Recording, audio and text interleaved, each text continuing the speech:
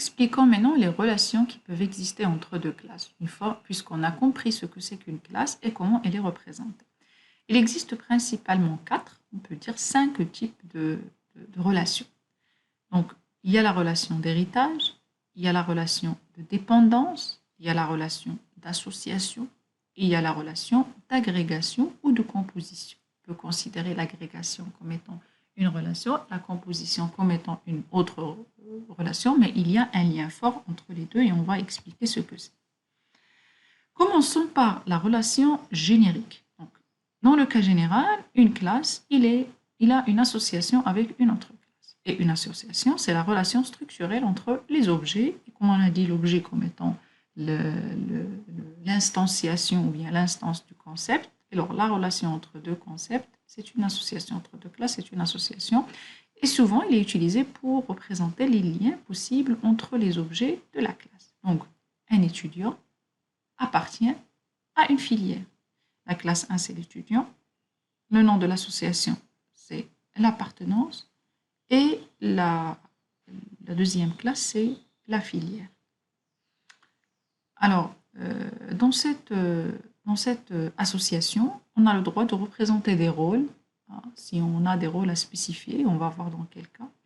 Et en bas, ici, on représente les cardinalités et on va éventuellement voir comment. Alors, la cardinalité ou bien la multiplicité des associations, il permet le contrôle du nombre d'objets intervenant dans chaque instance d'une association. J'explique. Alors, pour ce qui est de la cardinalité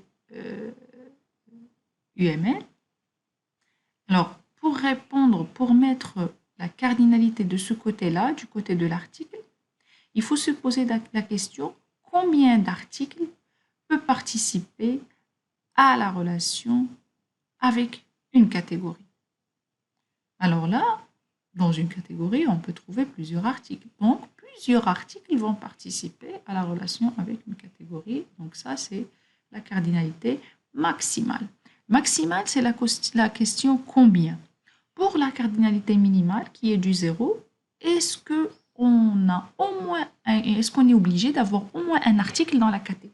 C'est ça la bonne question. Est-ce qu'on est obligé d'avoir au moins un article ou on peut avoir 0 article? Si on peut avoir 0 article, c'est-à-dire on peut trouver dans notre système une catégorie qui est vide, qui ne contient aucun article, alors là, je mets ici le 0. Et puis, comme une catégorie peut contenir plusieurs articles, je mets ici l'étoile. Donc, ce qui concerne l'article, il est devant l'article. Et ce qui concerne la catégorie, il est devant la catégorie. En même question, pour la catégorie, combien de catégories peuvent participer, pour entrer en relation avec un seul article? Lorsque je pose la question, de l'autre côté, je fixe à 1. Alors, combien de catégories peut participer à une relation avec un article et un seul article? Et donc là, je dois absolument avoir une et une seule catégorie. Un article ne peut pas avoir plusieurs catégories à la fois. Et là, le de 1 qui est représenté tout seul, autrement, c'est 1, 1. 1 dans la cardinalité minimale et 1 dans la cardinalité maximale. Pour la cardinalité maximale, la question est combien de catégories? Pour la cardinalité minimale, est-ce qu'au moins on doit avoir une?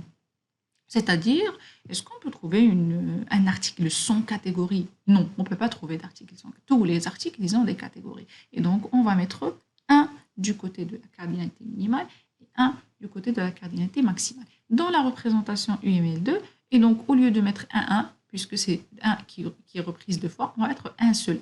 Si on avait le 0, par contre, on va noter 0, 2.1. OK? Donc, la syntaxe est une multiplicité ou bien cardinalité minimale, 2 points, multiplicité ou cardinalité maximale.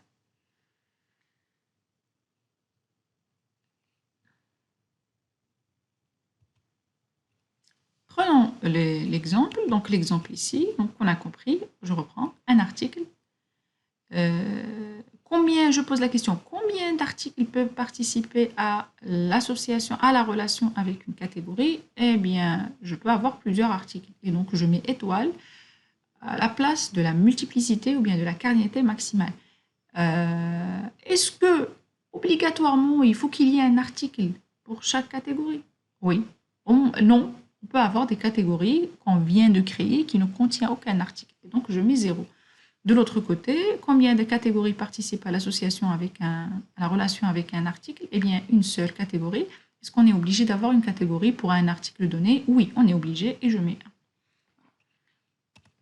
1. Expliquons maintenant un autre concept qui est le sens de navigation, ou bien la navigabilité d'une association.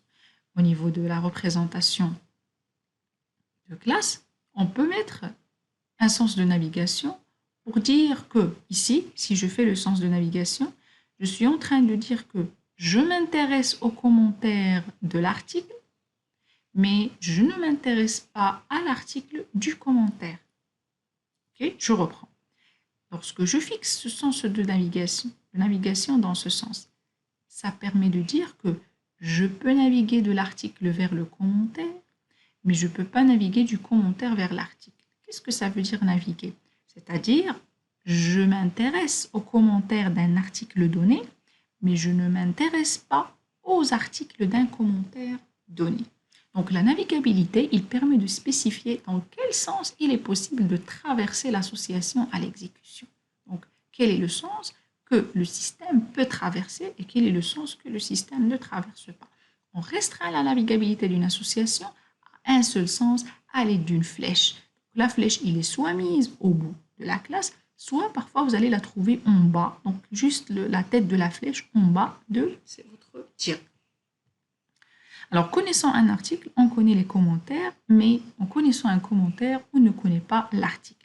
On peut aussi représenter les associations navigables dans un seul sens par des attributs, en ajoutant un attribut avis internaute de la classe commentaire à la place de l'association. Donc, je m'explique. Au moment de l'implémentation, si vous avez un sens de navigation de l'article vers le commentaire, vous allez trouver à l'intérieur de l'article un attribut de type commentaire, mais vous n'allez pas trouver à l'intérieur du commentaire un attribut de type article. Okay? Et bien sûr là, puisqu'on a l'étoile, on ne va pas avoir un attribut de type un seul commentaire, mais on va trouver un article commentaire de type tableau de commentaires. Parce que pour un article donné, on va avoir plusieurs commentaires à la fois. Alors, prenons cet exemple. Alors, le client adresse de livraison. Donc, l'association, c'est le nom de l'association, c'est la livraison. Donc, un client peut être livré ou bien un client est livré dans une adresse. Alors, essayons de lire d'abord cette association en général. Alors, combien de clients participent-ils à la relation avec une adresse? Mais donc, un seul client. Et est-ce qu'on est obligé de trouver un client dans une adresse? Non, on peut avoir une adresse qui est vide. Combien d'adresses participent à l'association avec un client? Pour un client donné, il faut qu'il y ait une seule adresse de livraison. Est-ce qu'on est obligé d'avoir une adresse de livraison pour un client? Oui, on est obligé. Alors, automatiquement, vous allez me dire, mais là, on peut avoir plusieurs clients dans une même adresse, les gens qui habitent la même maison. Et au même temps, vous allez me dire, au niveau de l'adresse, on peut trouver plusieurs adresses pour un seul client qui a plusieurs maisons. La maison principale, sa maison de vacances, sa maison secondaire. Et je vais vous dire, ça dépend de notre cahier de charge. Comment ça dépend de notre cahier de charge? Parce que dans ce scénario, dans ce système que je suis en train de décrire, c'est un système de gestion des livraisons. Et pour un système de gestion de livraison, il n'est pas du tout pertinent de mettre plusieurs adresses pour un même client.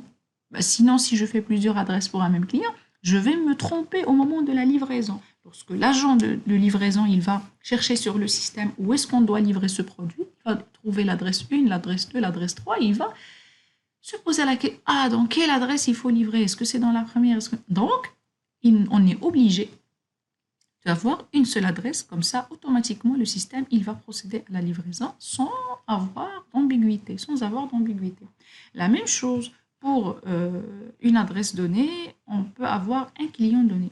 Alors, si on est en train de traiter nos clients, nos propres clients, on ne s'intéresse pas aux relations sociales. je ne m'intéresse pas au fait que mes clients, c'est des frères et sœurs, mes clients, c'est des parents, mes clients, c'est des voisins. Ben, je m'en fous. Tout simplement, je vais m'intéresser à mon seul client, mon client unique. Chaque client est unique, il est à part. Même si vous êtes frères et sœurs, même si vous êtes voisins, même si c'est les parents, chacun, il va être traité indépendamment et avec sa propre façon. Ben comment ça? Et donc, pour moi, pour comprendre ça, il faut changer de contexte. Si je suis dans le contexte de la sûreté nationale, je suis en train de faire les, les cartes nationales et établir les liens entre les individus. Et dans ce cas-là, alors une adresse, on va mettre que une adresse donc, peut contenir plusieurs clients. Et donc, combien de clients il va participer à la relation avec une adresse. Dans ce cas-là, je vais mettre 0 pour une maison qui est vide et n parce que tous les membres de la famille habitent la même adresse. Et même chose, si je suis toujours dans la sûreté nationale, je dois avoir une traçabilité sur chaque individu, c'est pas client ici, chaque individu.